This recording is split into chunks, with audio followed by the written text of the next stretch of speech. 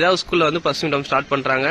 So இன்னைக்கு வந்து பாத்தீங்கன்னா தமிழும் மேக்ஸும் ஓகேவா. ஸோ தமிழும் மேக்ஸும் என்னென்ன கொஸ்டின் நான் இம்பார்ட்டன்ட் சொல்லியிருக்கேன்றத சொல்லுங்க. அதே மாதிரி எப்படி படிச்சுன்றத சொல்லுங்க. ஃபர்ஸ்ட் இம்பார்ட்டன்ட் என்ன சொல்லியிருக்கேன் தமிழுக்கு சொல்லுங்க.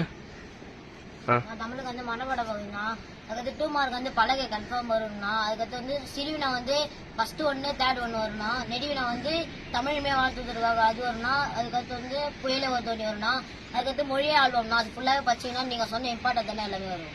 வேற மேக்ஸ்னா 17 சம் இம்பார்ட்டன்ட் குறிச்சு கொடுத்துருக்கீங்களா? அது ஒன்னொன்னா ஒரு ஆளா சொல்லுங்க. அப்படி என்ன சம் வரும் விக்கி அப்படி சொல்லு. 5 + 50 + வேற ரேகா சம் வேற 300க்கும் 600க்கும். ஓகே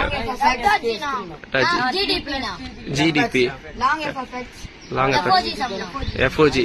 ஓகே 3+3 கண்டிப்பா வரும். ஓகே 3+3க்கு பதில் இன்னொரு சம் இருக்கு என்னது 5++. ஓகே நம்ம சொன்ன சம்மு கண்டிப்பா வந்து எக்ஸாம்ல ரிஃப்ளெக்ட் ஆகிருக்கும். ஓகேவா. ஸோ தமிழ்ல பிகாஸ் என்ன சொல்லியிருக்கேன் சொல்லு ஜீவா சொல்லு. தமிழ்ல பிகாஸ் என்ன சொல்லியிருக்கேன் இம்பார்ட்டன்ட்.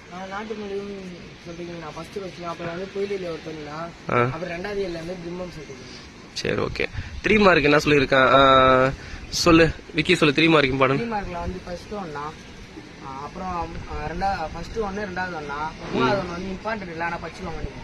சரி ஓகே சரி எல்லாமே படிச்சாச்சா நீங்க? சரி ஓகே சாயந்தரம் நம்ம இந்த வீடியோ வச்சு பார்ப்போம். நான் சொன்ன கொஸ்டின் எவ்வளவு வந்திருக்குன்றத செக் பண்ணுவோம். ஓகேவா. சரி okay all the best to by.